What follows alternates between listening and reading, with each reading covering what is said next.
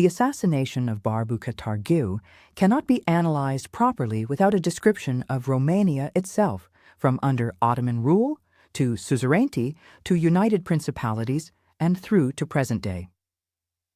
During the late Middle Ages, roughly 1250 AD to 1500 AD, the principalities of Wallachia and Moldova, which were the historical heartlands of modern Romania, found themselves at the frontier of an expanding Ottoman Empire. Rather than being directly annexed as a part of the Ottoman Empire, they were allowed to be under Ottoman suzerainty, which means they had the status of paying tribute, extortion, and owing fealty, a system where they had to follow the Ottomans' political structure and, if need be, fight on the side of the Ottomans to the Ottoman Empire. And here is a map of Romania, present day, as of 2025. Despite being heavily influenced by an Islamic Ottoman Empire, their distinct Romanian culture and linguistic identity persevered. Though it should be noted that Transylvania, which was the third major historical province, was largely under Hungarian and later Habsburg control, though the population managed to hold on to their Romanian cultural past and orthodoxy, a population which yearned to be reunited with their brethren across the Carpathians. The Romanian region had become a buffer state between the Catholica and Islamic-ruled countries.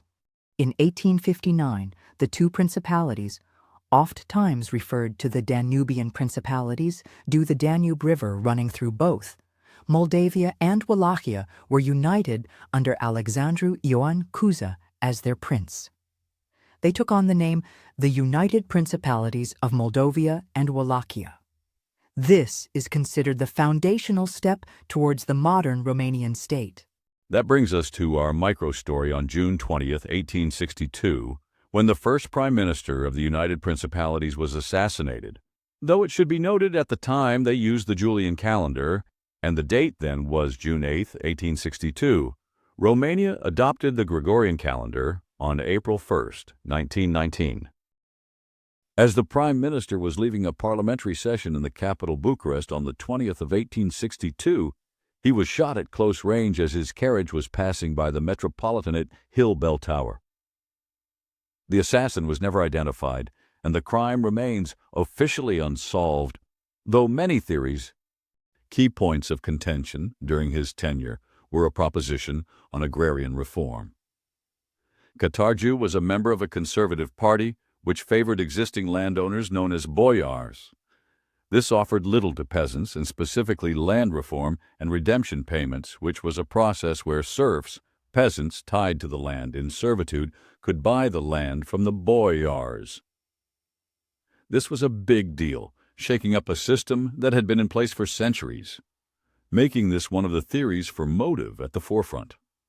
Others pointed to external powers, like the Ottomans or the Hungarians, who had an inherent interest in destabilizing the newly unified country. And, much less likely, though cannot be discounted, were theories of personal vendettas or even conspiracies within the conservative camp, someone vying for power. Barbu was briefly succeeded by Apostle Arsaș, who promptly resigned, fearing for his own life, and Barbu's conservative party lost its luster, and Nicolae Cretulescu, a politician with more progressive views, was inaugurated to serve as prime minister, and he went on to serve 3 terms until 1867.